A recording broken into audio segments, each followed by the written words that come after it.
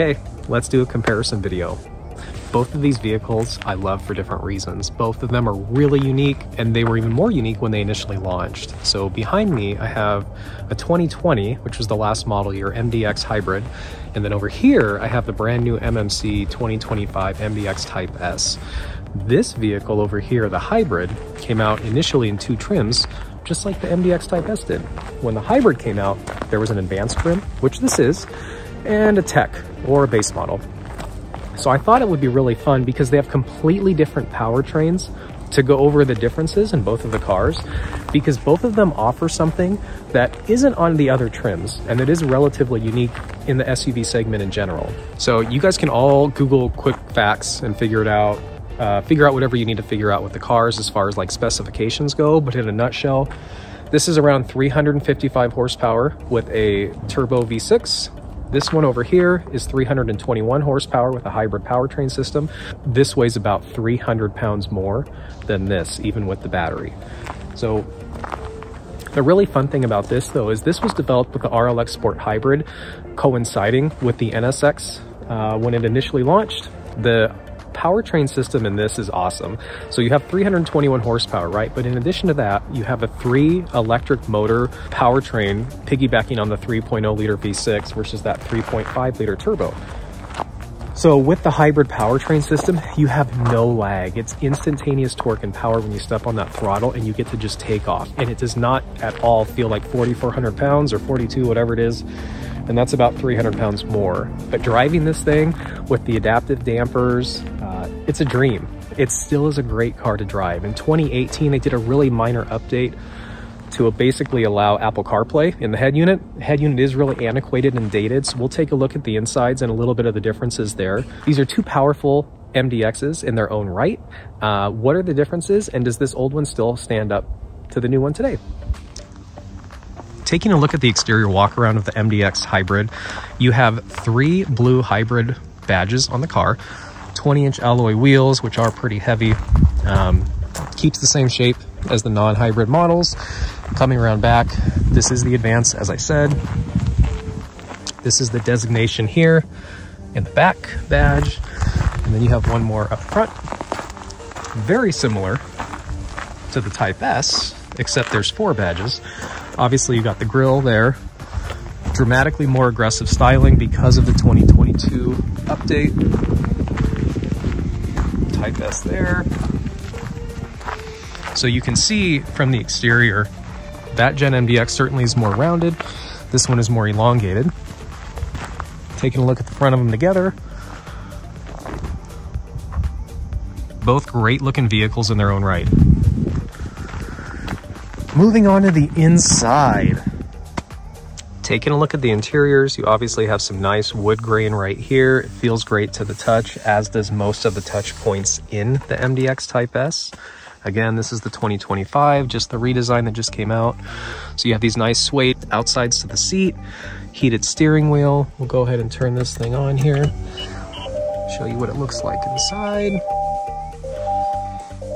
Full digital gauge cluster, head-up display. We have navigation here. Taking a look at the inside, decent amount of storage, wireless charger. Pretty straightforward, but also really nice appointments inside of the MDX Type S. Now hopping over to the Hybrid, again, this is the advanced trim.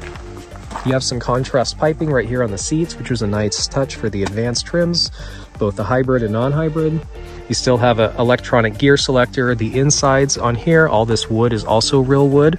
I believe this was the first model in the current or in the new age that actually used real wood when they had wood inside here. So that was a big update that a lot of the models went to, is when you see wood, it's real wood. When you see metal, it's real metal. Taking a look at the back seat. Plenty of space back here. These seats both recline slightly and slide forward. They're both obviously captain's chairs because of the center console. Both of these have heated rear outboard seats as well as full HVAC. Taking a look inside here, we have 2 USB-A's, which makes sense for the time period. Over on the MDX Type S,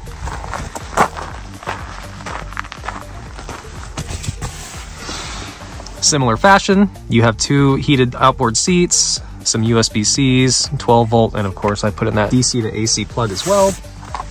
Both of the sound systems are upgraded. This has an ELS sound system versus the Bang & Olufsen and the new MDX Type S. Both have sunshades in the back. So as you can see, there's a ton of similarities between these two. Turning on the MDX Hybrid, you can see that one of the unique things on this is that over here you have a battery gauge, which basically is showing you how much battery you have for the hybrid system. Also, when it says ready, it means that it could go into hybrid mode. The batteries in the vehicle do have to warm up before it'll let you go into full EV mode, which it's actually in right now, as you can see. Hybrid, though, is that you have this power distribution meter. So if we put the car in drive and begin to move, this is telling us right now that the gas engine is providing energy to the battery, and then as we start to go, the rear wheels are pushing the car solely from the battery. There is no gas engine on right now. Okay, so at this point, we've taken a look at both the vehicles. We've seen more or less the differences between the two models. Let's go for a drive. So we'll drive both, we'll do some driving impressions, and then afterwards we'll do a little recap and kind of see how they stack up together.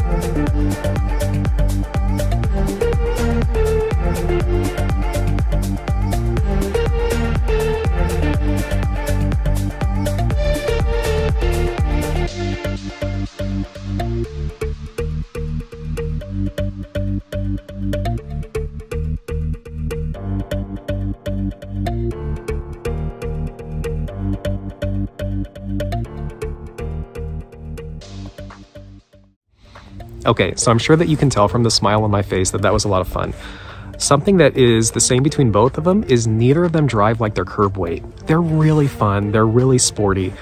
Both of them are really planted. The power delivery is what's unique.